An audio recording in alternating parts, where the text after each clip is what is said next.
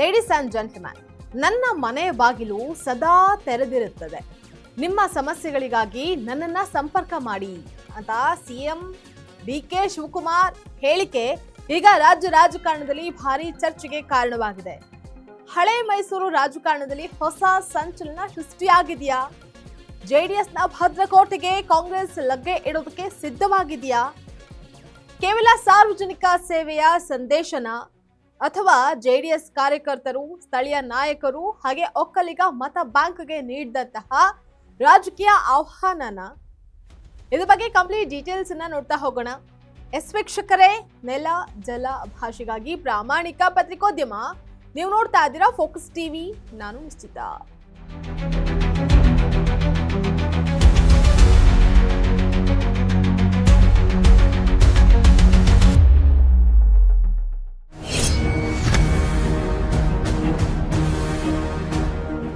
ಮುಖ್ಯಮಂತ್ರಿಯಾಗಿ ಅಧಿಕಾರ ವಹಿಸಿಕೊಂಡ ಬಳಿಕ ಡಿಕೆ ಶಿವಕುಮಾರ್ ಮೊದಲ ಬಾರಿಗೆ ತವರು ಕ್ಷೇತ್ರ ಕನಕಪುರದ ವಿವಿಧ ಭಾಗಗಳಿಗೆ ಭೇಟಿ ನೀಡಿ ಜನರಿಗೆ ಕೃತಜ್ಞತೆಯನ್ನು ಸಲ್ಲಿಸಿದರು. ಇನ್ನು ಈ ಸಂದರ್ಭದಲ್ಲಿ ಜೆಡಿಎಸ್ ಕಾರ್ಯಕರ್ತರನ್ನ ಉದ್ದೇಶಿಸಿ ಮಾತನಾಡಿದ, ನಿಮಗೆ ಒಳಿತು ಮಾಡಲು ನಾನು ಸಿದ್ಧನಾಗಿದ್ದೀನಿ. ದೇವರು ವರ ಮತ್ತು ಶಾಪ ಎರಡನ್ನೂ ಸಹ ನೀಡೋದಿಲ್ಲ, ಅವಕಾಶ ಮಾತ್ರ ನೀಡ್ತಾನೆ. ನೀವು ಸಿಕ್ಕಂತಹ ಅವಕಾಶವನ್ನ ಬಳಕೆ ಮಾಡ್ಕೊಳ್ಬೇಕು. ಬಿಜೆಪಿಯನ್ನ ದೂರ ಇಡಬೇಕು ಅಂತ ಹೇಳಿ ಸಲಹೆ ನೀಡಿತು. ಸಿಎಂ ಆದ ಬೆನ್ನಲ್ಲೇ ಜೆಡಿಎಸ್ಗೆ ಕಾರ್ಯಕರ್ತರಿಗೆ ಕೊಕ್ಕೆಯನ್ನ ಹಾಕಿದ್ದಾರೆ. ಕೇಂದ್ರ ಸಚಿವ ಎಚ್.ಡಿ. ಕುಮಾರಸ್ವಾಮಿ ಹಾಗೆ ದೇವೇಗೌಡರಿಗೆ ನಡುಕವನ್ನ ಹುಟ್ಟಿಸಿದ್ದಾರೆ. ಜೆಡಿಎಸ್ ಕಾರ್ಯಕರ್ತರಿಗೆ ಖುದ್ದು ಸಿಎಂ ಡಿಕೆಶಿ ಬಲೆ ಬೀಸಿದಂತಾಗಿದೆ.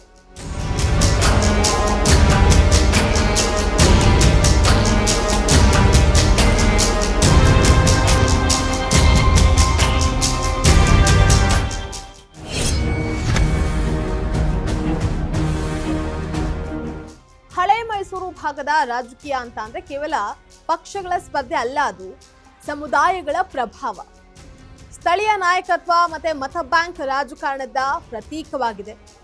ಮಂಡ್ಯ, ಹಾಸನ, ರಾಮನಗರ, ಮೈಸೂರು, ಚಾಮರಾಜನಗರ, ತುಮಕೂರು ಹಾಗೆ ಬೆಂಗಳೂರು ಗ್ರಾಮಾಂತರದಂತಹ ಹಲವು ಕ್ಷೇತ್ರಗಳಲ್ಲಿ ಜೆಡಿಎಸ್ ದೀರ್ಘಕಾಲ ತನ್ನ ಪ್ರಾಬಲ್ಯವನ್ನ ಉಳಿಸಿಕೊಂಡು ಬಂದಿದೆ. ವಿಶೇಷವಾಗಿ ದೇವೇಗೌಡರು ರಾಜಕೀಯ ಪರಂಪರೆ ಮತ್ತೆ ಕುಮಾರಸ್ವಾಮಿ ನಾಯಕತ್ವದಿಂದ ಒಕ್ಕಲಿಗ ಸಮುದಾಯದ ಒಂದು ದೊಡ್ಡ ವರ್ಗ ಇದೆ. ಇದೇ ಕಾರಣಕ್ಕೆ ಹಳೆ ಮೈಸೂರು ಭಾಗವನ್ನ ಜೆಡಿಎಸ್ನ ಕೋಟೆ ಆಗಿದೆ. ಆದ್ರೆ ಕಳೆದ ಕೆಲವು ಚುನಾವಣೆಗಳಲ್ಲಿ ಚಿತ್ರಣ ಬದಲಾಗ್ತಾ ಇದೆ. ಅದರಲ್ಲೂ ಸಿಎಂ ಡಿಕೆ ಶಿವಕುಮಾರ್ ಒಕ್ಕಲಿಗ ಸಮುದಾಯದ ಪ್ರಭಾವಿ ನಾಯಕರಾಗಿ ಹೊರಹೊಮ್ಮಿರೋದು ಕಾಂಗ್ರೆಸ್ಗೆ ಹೆಚ್ಚುವರಿ ಬಲವನ್ನು ನೀಡಿದಂತಾಗಿದೆ.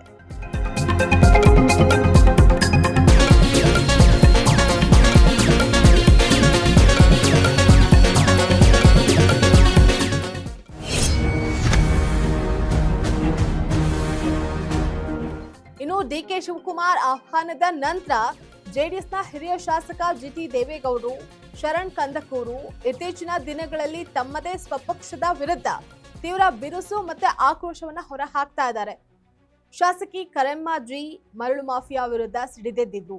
ಹಾಗೆ ಹರೀಶ್ ಸದ್ದೇಗೌಡ, ಇನ್ನು ಕೆಲವು ಸ್ಥಳೀಯ ಮುಖಂಡರು, ಮಾಜಿ ಜನಪ್ರತಿನಿಧಿಗಳು ಹಾಗೆ ಅಸಮಾಧಾನಗೊಂಡಂತಹ ಕಾರ್ಯಕರ್ತರು ಕಾಂಗ್ರೆಸ್ ಕಡೆ ಮುಖ ಮಾಡುವಂತಹ ಸಾಧ್ಯತೆಗಳ ಬಗ್ಗೆ ರಾಜಕೀಯ ವಲಯದಲ್ಲಿ ಚರ್ಚೆಗಳು ಸಹ ಆರಂಭ ಆಗಿದೆ.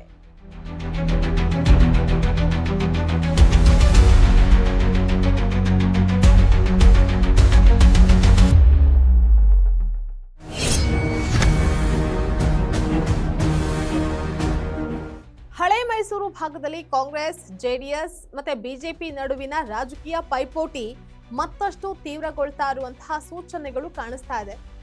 ಡಿಕೆ ಶಿವಕುಮಾರ್ ಅವರ ಆಹ್ವಾನದಿಂದ ಜೆಡಿಎಸ್ ಸಂಘಟನೆಯ ಮೇಲೆ ಯಾವ ಪರಿಣಾಮ ಬೀರುತ್ತೆ, ಕಾಂಗ್ರೆಸ್ಗೆ ಹೊಸ ರಾಜಕೀಯ ಲಾಭ ಸಿಗುತ್ತಾ ಅನ್ನುವಂತಹದನ್ನ ಕಾದ್ ನೋಡ್ಬೇಕಾಗಿದೆ.